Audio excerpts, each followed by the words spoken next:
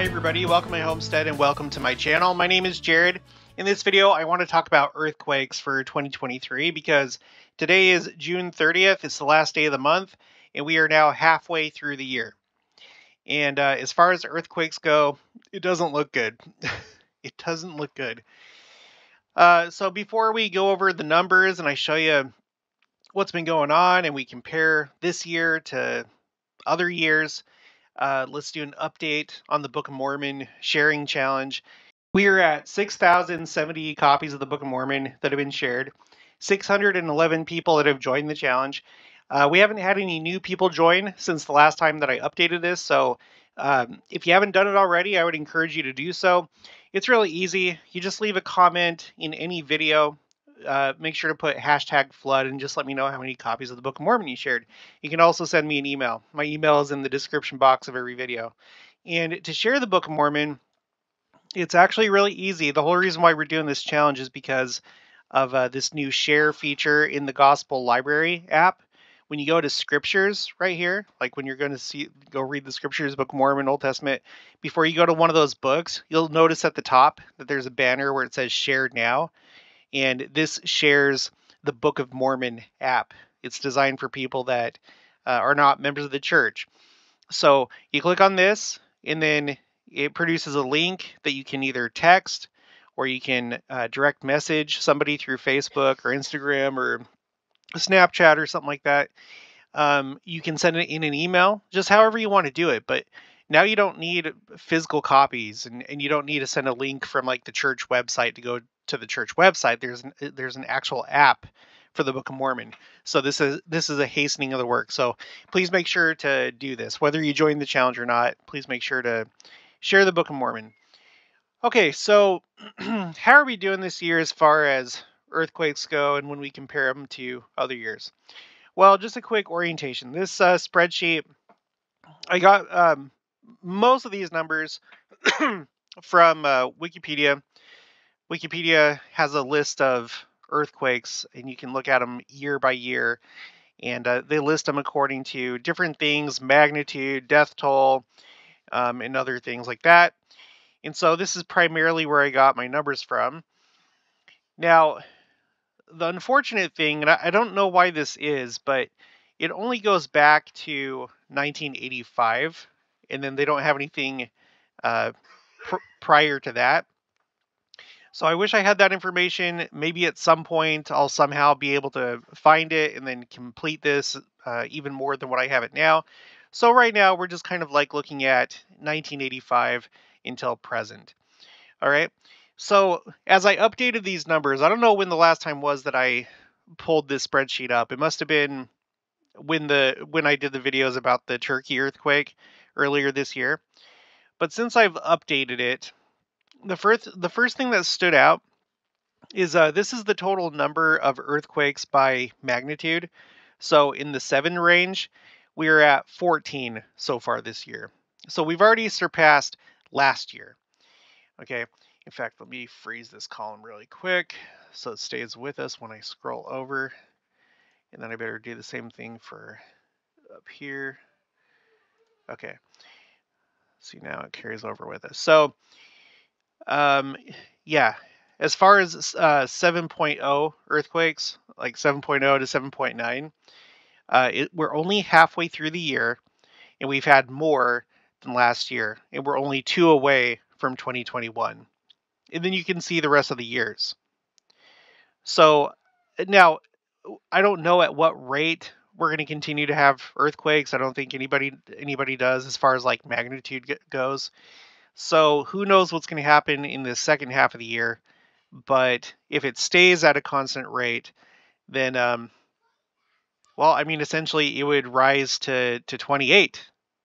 That's probably not going to be the case, but gosh, if it was 28, yeah, there's no other year that goes that far. The biggest year for 7.0 earthquakes appears to be 2010 with 21. So in just 7 earthquakes, we will tie 2010. I don't know how likely that's going to be. I'm not a earthquake expert. I know all about the channel Dutch Sense. I watch him from time to time, um, but I'm not an expert. And I don't know. 1991 had 20, so that's the second highest so far. So we're only 6 away from that. So we'll just have to see. In regards to the other magnitudes, it looks pretty similar to last year, assuming a constant rate of earthquakes. So, in other words, if we were to double this, the numbers would be similar to last year, all except for the 7.0 earthquakes. And I and so it carries over here. I have a total number of earthquakes, all that are 5.0 or above. So far we've had 839 this year. So if you were to double that, that'd be like 1600, 1670, something like that. So it'd be similar to last year. And then total earthquakes above 6.0, it would also be similar to last year, although it looks like it'd probably be higher. So the thing that sticks out right now is the earthquakes in the 7.0 range. We've had 5 deadly earthquakes total. Um, again, we can't really assume if that's going to continue. That one's probably even more unpredictable than if we're going to have more 7.0 earthquakes, because that largely depends on populated areas and stuff like that. But so far we have 5. 5 that beats 2020, which had 4. So I don't know. We'll have to keep an eye on that. Now, the other big thing about this year, and this is really big, is death toll. So the total death toll between all 5 of these earthquakes is 59,309. And the vast majority of those come from a single earthquake, the Turkey earthquake at the beginning of the year, 59,259.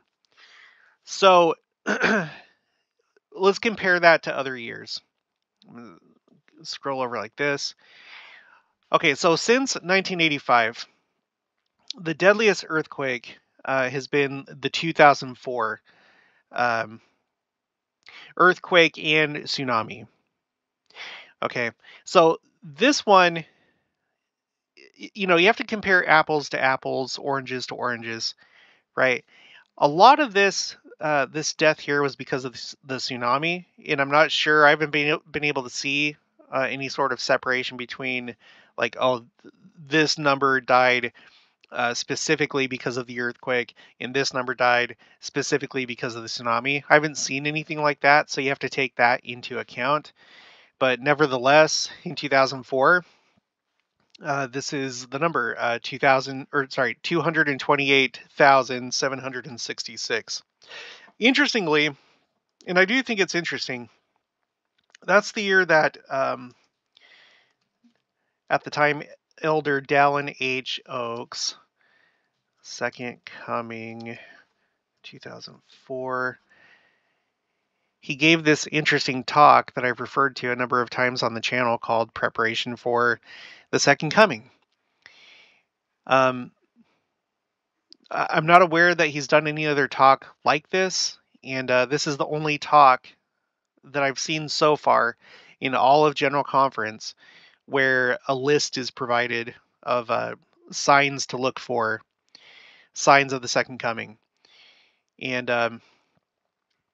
let's see, when was that? I want to look up really quick. When was the Indonesian tsunami?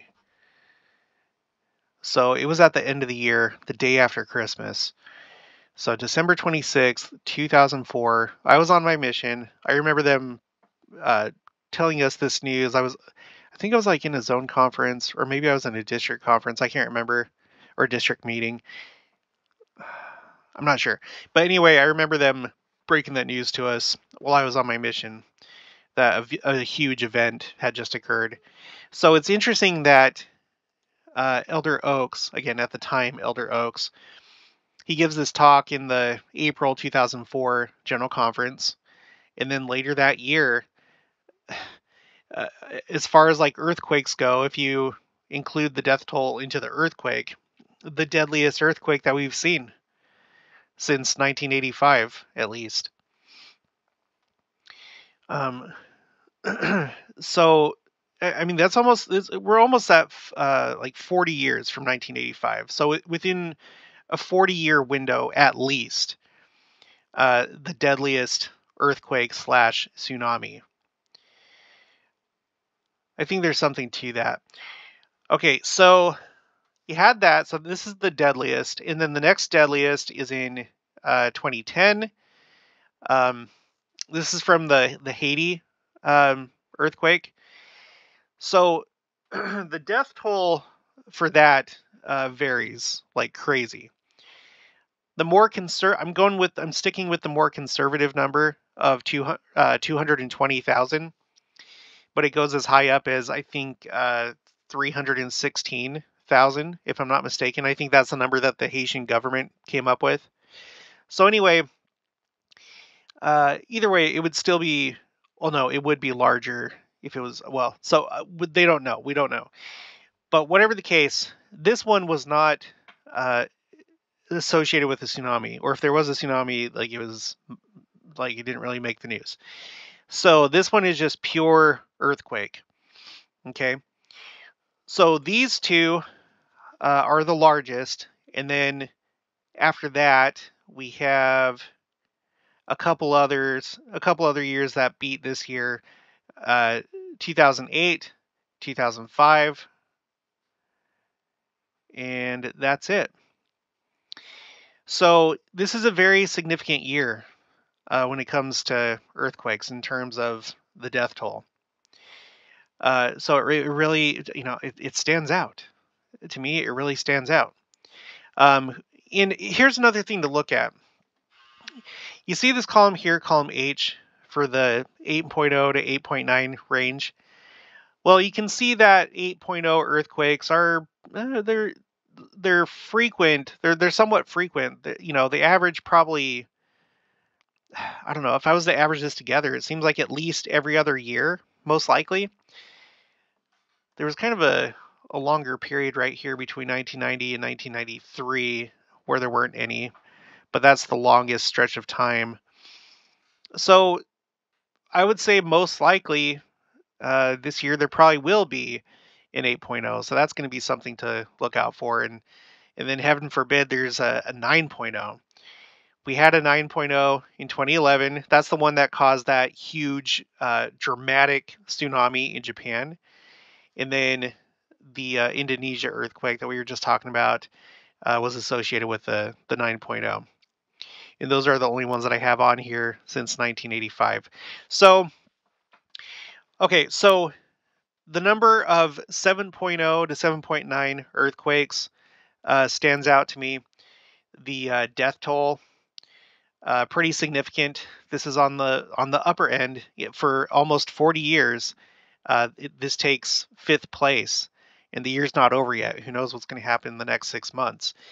Now, the last thing that I'd want to point out, and this blows my mind. This blows my mind. It's a specific event that happened along with this Turkey earthquake. I'll show you. And by the way, I have some articles here if you want to check out the details behind some of this stuff.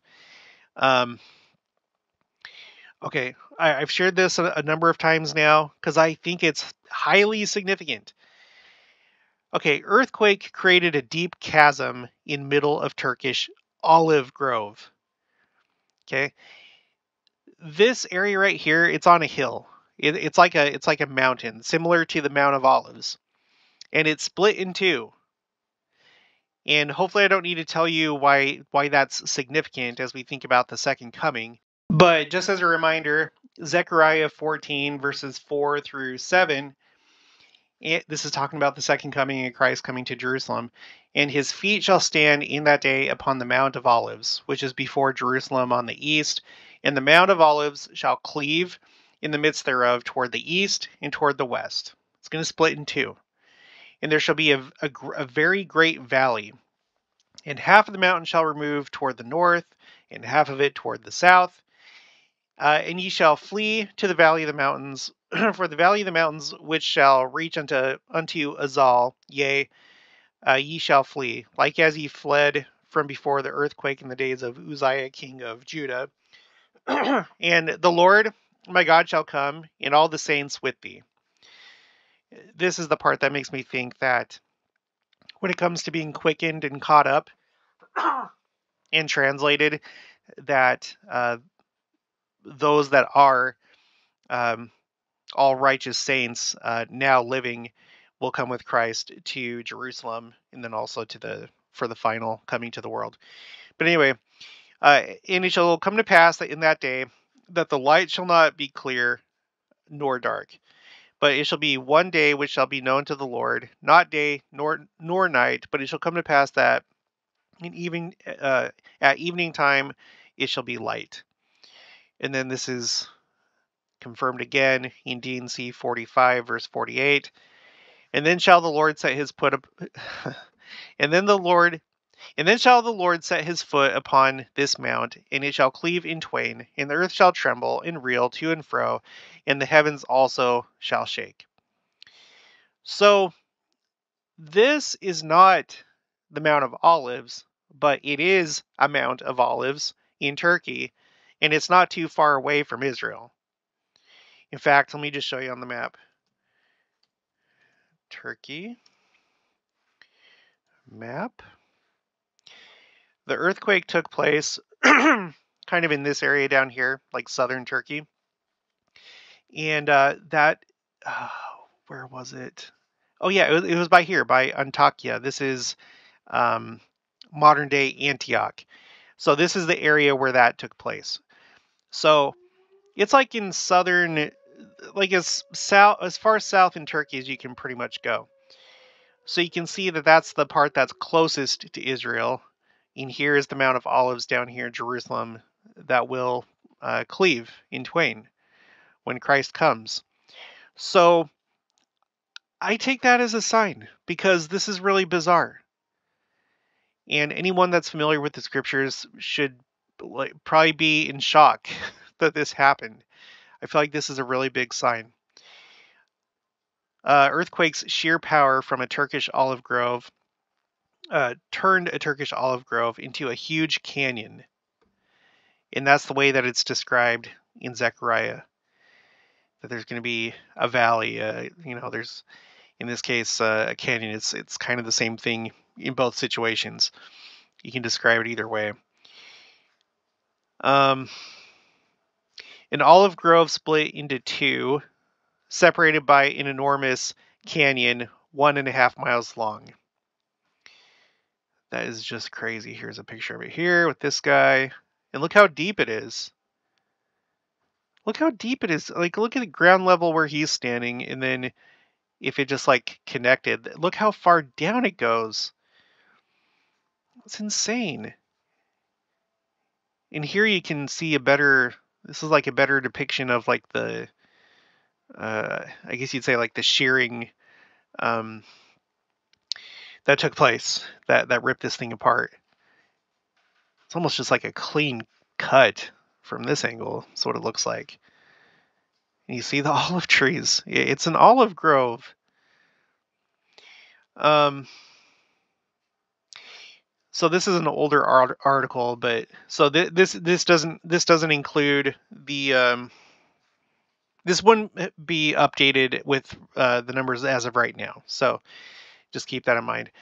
As the rescue operations begin to end, the job of rebuilding and caring for displaced people begins. The World Health Organization said in a statement Tuesday that 26 million people across both Turkey and Syria need immediate humanitarian help.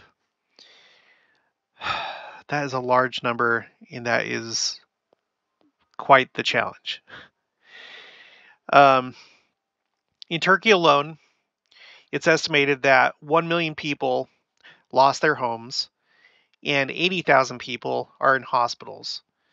Jeez Louise, many of which were badly damaged in the quakes, according to the World Health Organization. I can only imagine this. If you saw my video, and by the way, thank you everybody for your kind words in my video that I did recently talking about Jenica potentially having cancer, but finding out that she didn't. But I can only imagine, like, you know, because we were there at the emergency room just a couple nights ago. And, you know, could you imagine being in a situation where the hospitals are just packed? They're just packed with people, you know? Um, Healthcare workers are like overwhelmed. I know that they're like in situations like this, they bring doctors in from other places, you know, but still, it must have been quite a challenge, you know. And think about people that are like in pain and there's not enough like pain medication or whatever to go around. I would assume that that probably happened. I don't know, but with like 80,000 people, I don't know. And then continuing across the border in northwest Syria, the death toll is nearly 5,000. It added. So I think that we should take this pretty serious, you know, because there's like three things to take seriously here. Very serious as far as like signs go. Um, Amount of olives that was split in two, number one. Number two, the number of 7.0 to 7.9. It seems just a little bit high, but I guess we'll see how the year plays out. And then just the total death toll this year compared to all other years going back to 1985. This year stands out. And we're only halfway through. We're only halfway through. So anyway, everyone stay safe. Be prepared. Have 72-hour kits and food storage and things like that. You know, in case it happens in your area, even if you're in a place that you think is safe, just we're living in days where anything could happen anywhere. We're just living in crazy times. But that's going to be it for this one. If you haven't already, please make sure to subscribe, like this video if you liked it, leave your thoughts and opinions down in the comments below. Also make sure to share it, and I'll talk to you guys later.